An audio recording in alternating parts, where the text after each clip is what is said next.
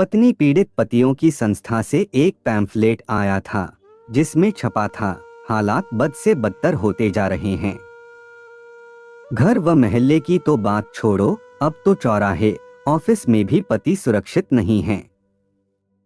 इस ज्वलंत समस्या पर एक गोष्ठी का आयोजन संस्था द्वारा किया जा रहा है। संस्था के सदस्य पूरी तैयारी के साथ आएं और सदस्य बनने के इच्छुक विचारों के साथ फीस भी ले आएं। नए सदस्यों का तहे दिल से स्वागत है। मेरा दिल तड़प गया। कब से इस संस्था का सदस्य बनने के लिए बेकरार था, पर श्रीमती जी इजाजत ही नहीं दे रही थीं। उन्हें इस बात के लिए मनाना बड़ी टेढ़ी खीर था, जबकि पत्नियों से त्रस्त पति में मेरा नाम तो शीर्ष पर आना चाहिए। मैं बेचारा पत्नी का मारा, पता नहीं क्या खिला पिला व सिखा पढ़ा कर भेजा है इनके घर वालों ने इन्हें मेरे पास। जब से आई हैं खून चूस रही हैं मेरा। ये लाओ वो लाओ, इसके पास ऐसा उसके पास वैसा, मुझे भी ये चाहिए वो चाहिए, ऐसी बातें रोज सुनो और सुनने पर कुछ न कहो तो ताने व्यंग्य बाण उठते बैठते झेलो। उनका रवैया मेरे प्रति तो ऐसा रहता है जैसे मैं पति न होकर कोई जिन्न हूँ, यानी वे फरमाइशें करें तो मैं कहूँ जो हुक्म मेरे आका, और उनकी सारी फरमाइशें पूरी हो जाएं। मेरा मन रोष से भर उठा। मैंने सोच लिया कि मैं अब पत्नी के दंशों को और नहीं सहूंगा। पत्नी पीड़ित पतियों की इस संस्था का सदस्य बन पत्नियों के अत्याचारों के खिलाफ आवाज उठाऊंगा। सबसे पहले तो आज की इस गोष्ठी के लिए एक विचारोत्तेजक पर्चा तैयार करूंगा, उसे मंच पर पढ़ूंगा और पत्नियों के अत्याचारों के खिलाफ आवाज उठाऊंगा। अभी पर्चे की भूमिका के बारे में सोच ही रहा था कि अंदर से गरजती आवाज आई, साधु महात्मा की तरह मौन धारण कर बैठे रहने का इरादा है या ऑफिस वाफिस भी जाना है। तंग आ गई हूं मैं इस आदमी के फक्कड़पन से, न घर की फिक्र न बीवी बच्चों की, बस सिकुड़ी सी सूरत ले बैठे रहने की आदत। न कमाने का जनून न घर में कुछ लाने का, सुबह शाम बस पेट भर लिया, इससे ज्यादा कुछ नहीं। अरे मैं तो कहती हूं कि पेट तो ढोर भी भर लेते हैं। इंसान हो तो इंसान की तरह तो बर्ताव करो। पर मैं जानती हूं इस आदमी के साथ कितना भी सिर फोड़ो कुछ नहीं होने वाला, अपना ही सिर फूटेगा। इस चिकने घड़े पर कुछ असर न होगा। अब आ जाओ, खाना लगा दिया है मैंने। मैं अपने विचारों को वहीं छोड़ चुपचाप खाना खाने चला गया, लेकिन खाना खाते भी चैन नहीं। अब मुंह लटकाए क्यों खा रहे हो? बता तो दो कैसा बना है। सुबह से मरमर कर जी जान लगाकर पकाओ खिलाओ, पर मजाल है कि मुंह से एक शब्द भी तारीफ का निकल जाए। खाएंगे भी ऐसे जैसे कोई जहर खिला रहा हो। अब सुनो, अरे कोई इनसे कहे तो इन्हें पता चले कि इस तरह खाना खाने से तो जहर ही खाना अच्छा है, और ये जो बनाया है वह क्या जहर से कम है। वही उबला बेस्वाद खाना, ऊपर से तारीफ और करो कि अच्छा बना है। रोज रोज वही टिंडा भिंडी कद्दू खाओ, ऊपर से तुर्रा यह की शक्ल पाइनएप्पल की बनाओ। नहीं, अब इस टॉर्चर से मुक्ति पानी ही पड़ेगी। सोचता सोचता मैं ऑफिस गया। पर्चा तैयार करना था, इसलिए हाफ डे लेकर घर आ गया। घर आकर ब्रीफकेस सोफे पर रखकर जूते मोजे खोले ही थे कि फिर दहाड़ सुनाई दे गई। साफ सफाई से रहना तो सुहाता ही नहीं है।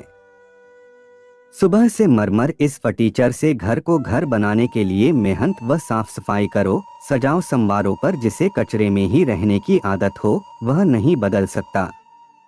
इनकी माँ ने न जाने कैसे पाला कि बिगाड़ कर रख दिया और मेरे हवाले कर दिया।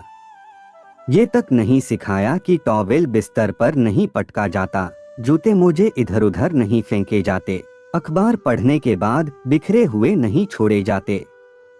पर यह मुफ्त की नौकरानी मिल गई है तो बनाए जाओ इसको कचरा घर। मजाल है कभी खुद कोई चीज सही ठिकाने पर रखी हो। अब उठाओ अपना यह ब्रीफकेस, ये जूते मोजे, ये कपड़े और सही जगह पर रखो इन्हें। मुझे गुस्सा तो बहुत आया पर कर कुछ नहीं सकता था, इसलिए चुप रहा।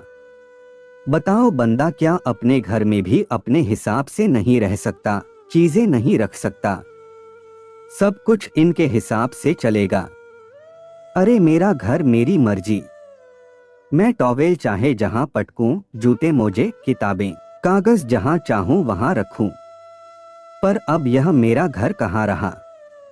अब तो यह उसका घर हो गया है जिसे मैं बड़ी शान से बाजे गाजे के साथ लेकर आया था। सच कहा है किसी ने, दिल में बसा के प्यार का तूफान ले चले, हम आज अपनी मौत का सामान ले चले। हाय एक आह मेरे दिल से निकल गई। महारानी बनकर बैठी हैं और खुद को नौकरानी बता रही हैं।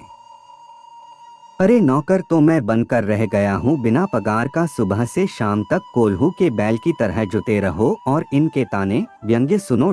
भरे दिल से मैं पर्चा तैयार करने बैठा जिसमें लिखा, पत्नियों के मारो समदुखी बेचारो, हालात सचमुच बहुत बिगड़ गए हैं, स्थितियां नियंत्रण से बाहर हो रही हैं। दोस्तों, अब इस देश में पति कहीं भी सुरक्षित नहीं हैं, क्योंकि पत्नियों के अत्याचार बढ़ते जा रहे हैं। घर के काम करवाना, पूरी तनख्वाह ले लेना, कम कमाई करने के ताने देना, जबरदस्ती साले सालियों के ऊपर खर्चा करवाना, उस पर भी आए दिन फरमाइशें करना और पूरी न करो तो तनख्वाह को कोसना और व्यंग्य बाणों से सीना छलनी करना तो आए दिन की बात है। अब तो नौबत चौराहों पर उठक बैठक लगवाने के साथ ऑफिस में मारपिटाई तक पहुंच गई है। मित्रों, आप सब जानते हैं, गुजरात में एक पत्नी ने पति से चौराहे पर महज इसलिए उठक बैठक लगवाई क्योंकि वह उसके साथ बर्तन खरीदने बाजार नहीं गया। यह अत्याचार नहीं तो और क्या है? अच्छा इसकी तो छोड़ो, ये तो बेचारा आम आदमी है, पर वह मंत्री। उसकी पत्नी ने उसके ऑफिस में आकर उसे पूरे स्टाफ के सामने पीट दिया और कोई कुछ न कर सका। दोस्तों, इस देश में मंत्री संतरी तक, जिन पर देश की रक्षा का भार है, अपनी पत्नी से सुरक्षित नहीं हैं, तो आपकी और हमारी क्या बिसात है? इसलिए मैं कहता हूं, समय रहते सचेत होना बहुत जरूरी है। मेरे पीड़ित भाइयों, उठो, जागो, स्वयं को पत्नियों के चंगुल से मुक्त करो ताकि बेरोक-टोक कहीं भी आ जा सको, यार दोस्तों के साथ ऐश व मौज मस्ती कर सको और जिंदगी का लुत्फ उठा सको। तो आओ दोस्तों, हम सब एक हो जाएं, इस गुलामी की जंजीर को तोड़े और आजादी प्राप्त करें। पर्चा तैयार कर उसे एक बार और पढ़ संतुष्टि से सिर हिलाता मैं जाने के लिए तैयार होने ही लगा था कि दंदनाती श्रीमती जी कमरे में आई। मैं पूछती हूँ, मैंने क्या आपकी चाकरी करने का ठेका ले रखा है या आपकी खरीदी हुई बांदी हूँ? 10 आवाजें लगा चुकी हूँ बाहर से, पर सुनाई नहीं पड़ रहा। क्या कान में तेल डालकर बैठे हैं? मैं भी देखूं ऐसा किसको प्रेम पत्र लिखा जा रहा है जिसकी वजह से मेरी आवाज सुनाई नहीं दे रही और उन्होंने वहीं पड़ा मेरा लिखा पर्चा उठा लिया। मैं उन्हें रोकता उससे पहले ही वे उसे एक सांस में पूरा पढ़ गईं। उसके बाद मेरी जो शामत आई उसे शब्दों में बयान नहीं किया जा सकता। पत्नी पीड़ित पतियों की संस्था का मेंबर बनना तो छोड़ो, मुझे अब अकेले घर से बाहर जाने की भी इजाजत नहीं है। बस आप इतना जान लें कि मेरी हालत अब बिल्कुल गधे जैसी हो गई है।